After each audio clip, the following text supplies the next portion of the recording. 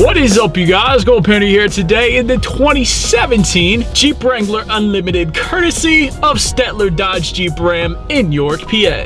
And today I wanted to go for a spin in the Wrangler Unlimited because these vehicles are the best at off-roading, and they are a blast to drive on the beach as well. But anyways, starting with pricing, there are a few trim levels available for this one. First being the Sport, that one's going to start at $27,895. Then there is the Sport S for $31,095. And I'm going to put the rest of the trim levels on the screen right now because, quite frankly, there are a good bit of them. So feel free to pause the screen if you wanted to check all those out. But anyways, regardless of the trim level, power plant is going to be the same for the Wrangler Unlimited, and that power is going to come from a 3.6-liter V6, putting out 285 horsepower, 260 pound-feet of torque. Miles per gallon are going to come in at around 16 in the city, 21 on the highway using regular unleaded fuel, of course. And power is going to be sent to all four wheels. The Wrangler Unlimited does come with the shift-on-the-fly part-time four-wheel drive system, basically meaning to engage the four-wheel drive system, just shift it to the four-wheel drive high range, and that's going to deliver equal power to all four wheels, providing you with amazing traction on the beach or anywhere off-road you plan on going, of course. And then when it comes to transmission options, there are two available. There is a 6-speed manual, that one does come standard, and then there is the optional 5-speed automatic transmission, and that is the one this one is equipped with today. That does add an additional $1,400 to the price in case you guys were interested. And all trim levels do come with 4-wheel disc brakes and a hydraulic assist brake booster as well. And since I keep mentioning the amazing off-road capabilities of this one, I should also mention that all trims are going to come with the heavy gauge steel skid plates to protect the underbody as well, so when you're going over rocks, it's not going to completely mess up everything underneath. Although for the most part, you're probably not going to have any issues with that because there is 8.3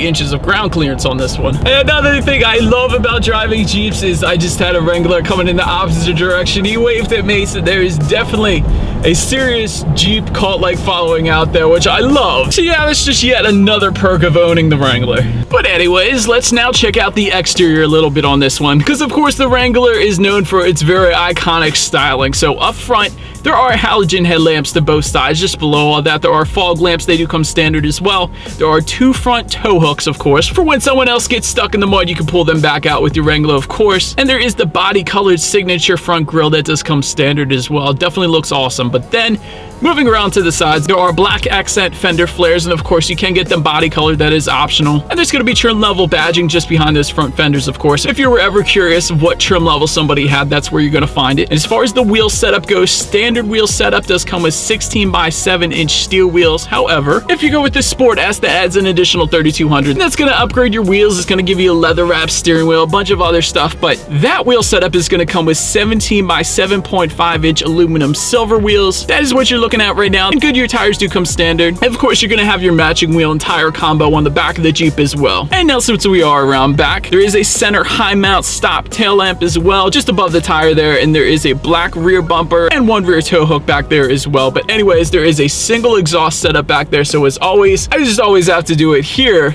is that exhaust clip.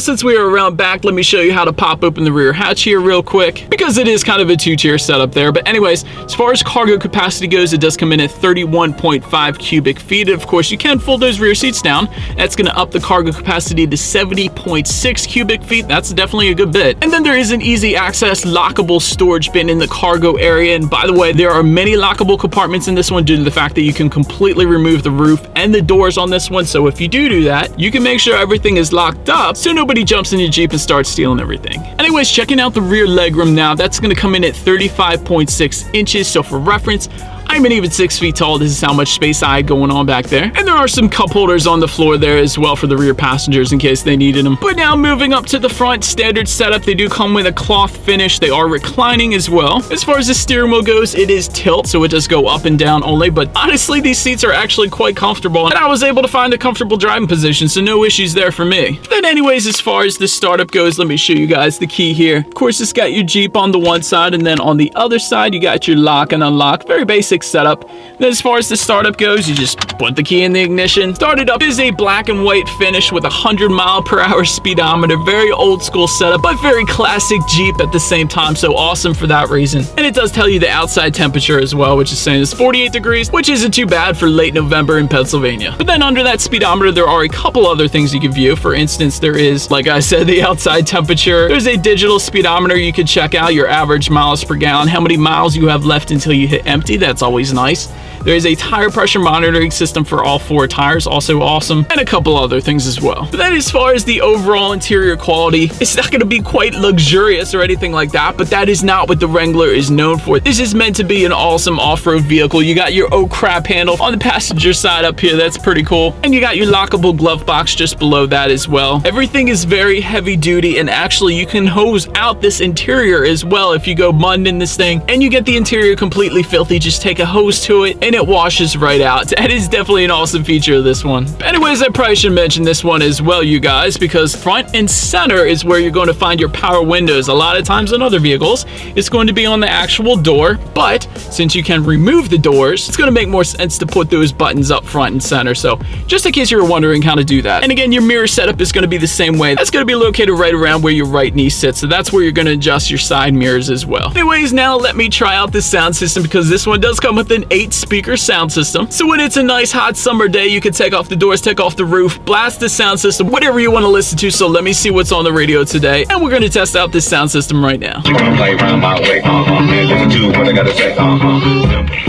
You know you listened to that song back in the day. You know you did. Don't hate on me for knowing it. But anyways, actually quite a lot of bass in this one. I'm very impressed. Definitely a good bit of loudness when you got the wind noise going on when the doors are off and all that stuff too. So very adequate sound system for the Wrangler. I'm liking it. But then lastly, as always, let me touch on safety real quick for you guys. Standard setup is going to be advanced multi-stage front airbags. There are optional seat-mounted side impact airbags on the Sport S. And then of course, all trims are going to get the Sport bar with full padding. There's electronic roll mitigation, electronic stability control, and traction control. And there's going to be hill start assist as well. And so anyways, that is about it for this one, you guys. Thank you so much for watching. Be sure to like the video and subscribe. Feel free to check me out on all this stuff I'm going to put at the bottom of the screen right there. And I will see you guys in the next video. Stay gold.